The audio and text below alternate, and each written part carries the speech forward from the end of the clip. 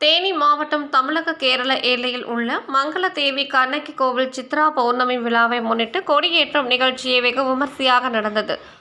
தமிழக கேரள எல்லையில் பெரியாறு புலிகள் சரணாலய பகுதியில் 2000 ஆண்டுகள் பழமை வாய்ந்த மங்களதேவி கண்ணகி கோவில் அமைந்துள்ளது. வரும் ஏப்ரல் மாதம் 23ஆம் தேதி சித்ரா பௌர்ணமி, முழு நிலவு விழா, மங்களதேவி கண்ணகி விழா, பூமாரி விழா என முப்பெரும் விழா நடைபெறுகிறது.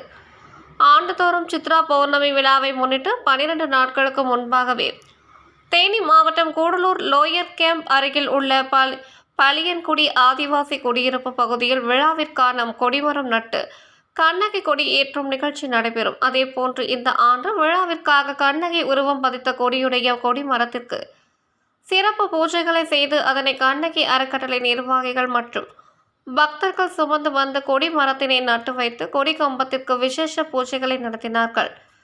விழாவில் முன்னதாக பெண்கள் அனைவரும் பொங்கல் வைத்து வழிபாடு செய்தனர். அதனைத் தொடர்ந்து பரதநாட்டிய நிகழ்ச்சியை நடத்தி இறை வழிபாடுகளை செய்தனர்.